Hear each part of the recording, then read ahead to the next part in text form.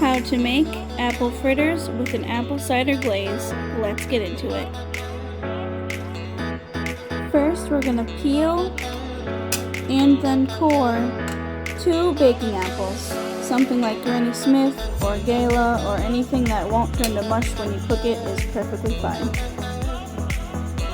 Next, we're going to cut our apples into 1/4-inch pieces and put them all onto a paper towel lined large plate.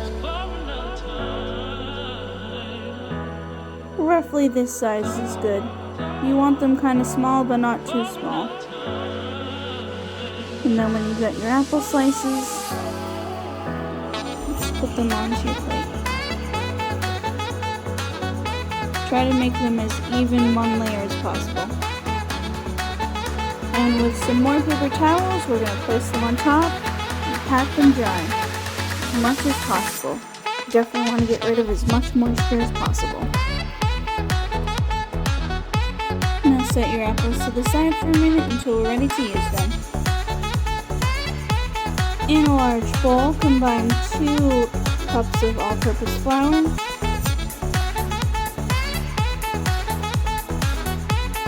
1/3 cup of granulated sugar, 1 tablespoon of baking powder, 1 teaspoon of salt, 1 teaspoon of nutmeg,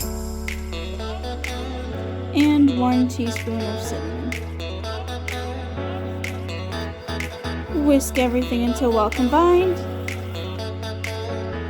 Add all of your diced apples into your flour mixture. Stir everything together until all of your apples are well coated into your flour mixture. When all your apples are fully incorporated, you want to add 3/4 cups of apple cider, 2 tablespoons of melted butter, and 2 lightly beaten eggs. Mix everything until well combined, being careful not to overmix. And when everything is fully mixed together, you want to grab 1/3 cup and start heating some oil, about 2 to 3 cups to about 350 degrees. And in 1/3 cup scoops, you want to carefully and slowly, very carefully, not to burn yourself, fry your fritters. You can probably get about 4 or 5 fritters going at a time, but be careful not to overcrowd your pan. Do them for about, I think it's about 2 to 3 minutes on each side or until they're golden brown. Also have a plate lined with paper towels ready to soak up any excess oil as you start to take off your fritters from the oil.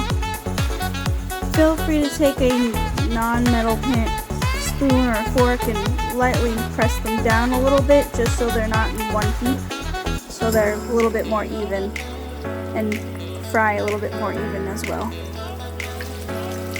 When you're flipping your fritters over, be very careful not to burn yourself.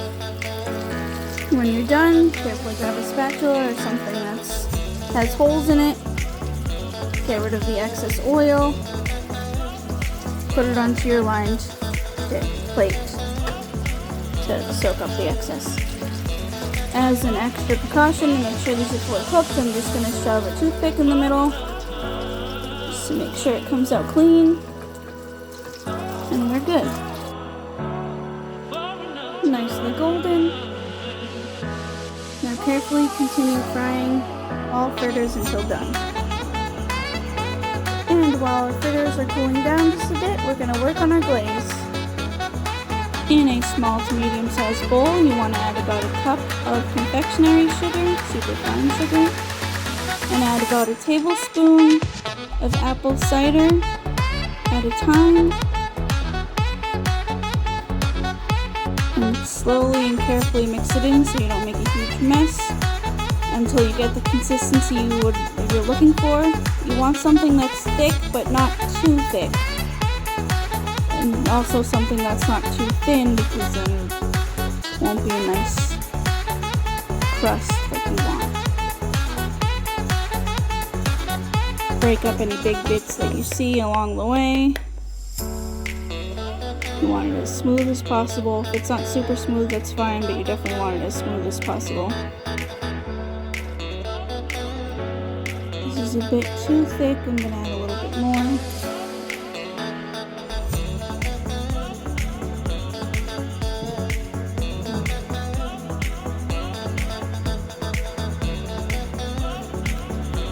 So this type of glaze is what you're looking for.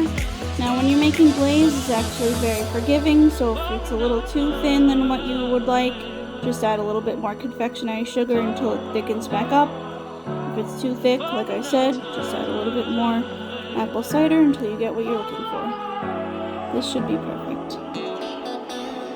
Now this last part's the fun part. Take your glaze, take your fritters, take a spoon, try not to make a mess. Spoon them over your glaze and then use the back of your spoon just to kind of spread it around a little bit and cover all of your fritters. Now just let your glaze settle for about 5 to 10 minutes and enjoy.